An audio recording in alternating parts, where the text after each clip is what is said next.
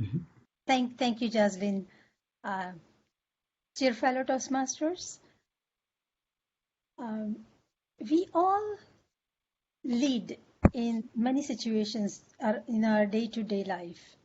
We don't have to be a manager or CEO to be a leader.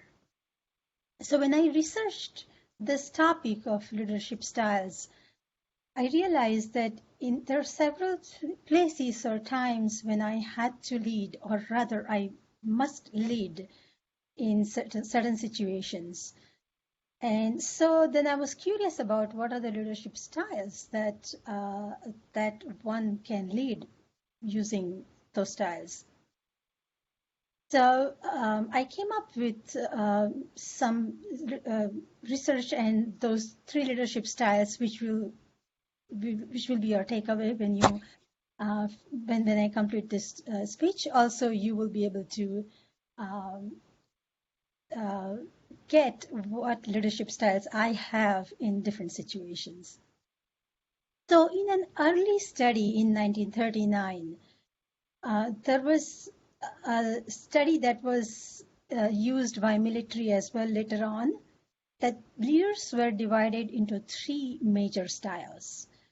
Now, when I researched, I saw in Toastmasters there are about 8 or 9 leadership styles, and I got kind of confused of which one to use when, and there were so many of them. So, kind of curiously, I went onto internet, and I saw these high-level three categories, and that I found it more interesting or more logical. And then further, of course, in these three styles, you can link those Toastmasters styles into it. So these three main styles are autocratic, which is authoritative, then participative, which is a democratic style, and the free reign, which is more of a delegating one. And the other styles, coaching styles and all these styles, they come in between those three styles, but these are the main three high level categories. So also I found that it's not that we lead the situations only using one style or other. We continuously change the styles. And the reason for that is there are so many parameters why you want to use one style over the other one. Uh, and those parameters are available time, for example. So how much time do you have to make a decision? If you have enough time, definitely you will make it a democratic leadership style to ask your teams or employees in the situations. But also you may have some policies of the company where you're allowed to make decisions, or depending on the policies of the company, you make the changes in your leadership styles. Also, the teams that you are managing may have more knowledge or less knowledge, or they're less informed or more informed. Depending on the situation, you may have to change your leadership styles as well. Also, how your teams are doing with each other. Do they have good relationship with each other, or they are in conflicts? So in certain situations, you have to make the adjustments continuously. So it's never a cut one or other style. Even in same situation with the same people, sometimes you have to take two different approaches. So when when I was analyzing it, I realized that continuously, unconsciously, I was making changes in my style to make it more effective, which was absolutely, subconsciously I was doing it. But many times I realized that it was trial and error. So analyzing this styles literally made me think with clarity that which style I should use in what is the situation, who are the parties that are involved with which I am leading this situation. So considering all these things, I will go over some of my situations where I have to make these decisions in day-to-day life. The very first thing I realized that as soon as I became a parent, I became a leader right away. So in the beginning, when kids were toddler, of course, my style was more of authoritative, more autocratic, because toddlers don't know, much of it. So, but when they grew older, I thought I'll loosen up a little bit to leave some decisions on their own. And I did that. But when they hit the teenage, I realized that I have to go back to my Hitler style again to make some, hard decisions on them. But going forward, when they became young adults, I realized that it's more of a democratic style. And actually, I in many situations, I make them make the decisions and I stay in background. So continuously only in one parenting style, I have used so many decision style or the leadership styles. The second place where I use it, my workplace. There's so many projects, of course, we lead in all the projects that I have done so far. So most of my projects were completely democratic because I know that every team has different developers, and because I do coding and lead certain projects in here, so the developers have their knowledge and they should have freedom to be creative and innovative in their style. So at a workplace, I always use the democratic style, and I think it was the right decision for me. Also, the third and very major part of my life is I run a music academy and I teach students and I manage students.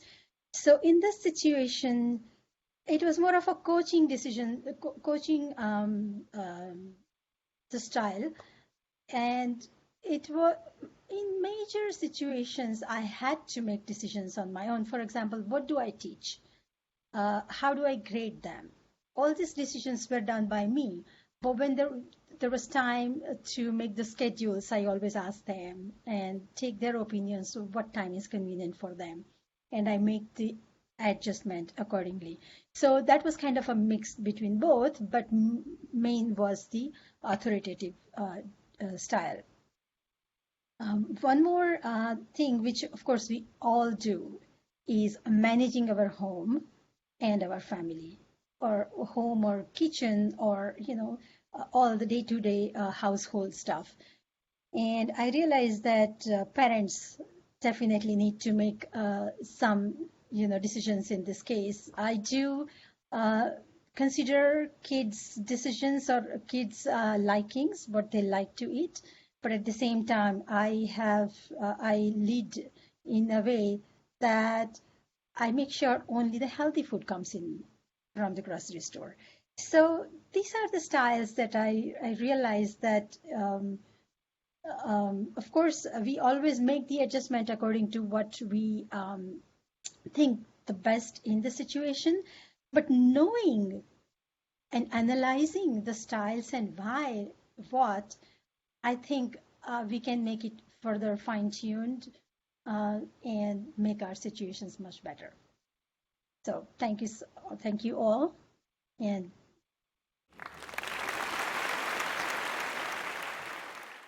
Thank you, Jaslyn, fellow Toastmasters and guests, and thank you, Gopi, for a great speech on leadership.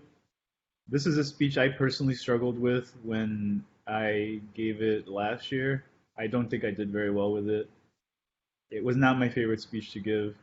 And I know Gopi had some challenges coming up with ideas, but I think she did a great job connecting the leadership skills that Toastmasters tells you about with leadership experience in her actual life. And I like that she drew from different domains. So she didn't just say, this is how I'm a leader at work or this is how I'm a leader at home. She gave us a lot of examples. So I thought that was really great. Actually, since I have given this speech before, I didn't pick up on the fact that there was this spectrum and then all these other ones just kind of go somewhere in between. So I really like that. It really helps me think about them more clearly. because at the time it was, it's a little overwhelming when there's, I don't remember, six or something leadership styles. But you learn the same lesson I think I learned, which is that leadership style or leadership skills are fluid and they depend on the context. And I think you made a great job of making that point. The one thing I would have liked to see is at the beginning, you spend a lot of time setting the stage and explaining the leadership skills and the three different leadership skills and explaining that it's context dependent. And then you go into the personal stories, which I think you could have actually done simultaneously. I think as you were talking about it, you could have given the examples from your life, and it would have been a little easier for people to who haven't done the leadership style speech to connect that to their own experiences. But I thought the examples were really good. I had no idea you had a music academy, so that's really cool. So we learned something new about you. And I think, as you said, we shouldn't think about leadership in a fixed setting or in a fixed way. It depends on the context, and you can change it as you go along and you learn. And I like that you go back and forth between your kids. I think the other thing I would have liked is a little bit more detail on those examples when you were talking about your kids. So you said you give them the ability to make some decisions. What kind of decisions do you like for them to make versus what kinds of decisions are you more Hitler-esque, as you said? So, but overall, I thought that was a really good speech. I think you did a great job with this one, which is not an easy speech to give. So, thank you, Gopi, and thank you, Toastmasters.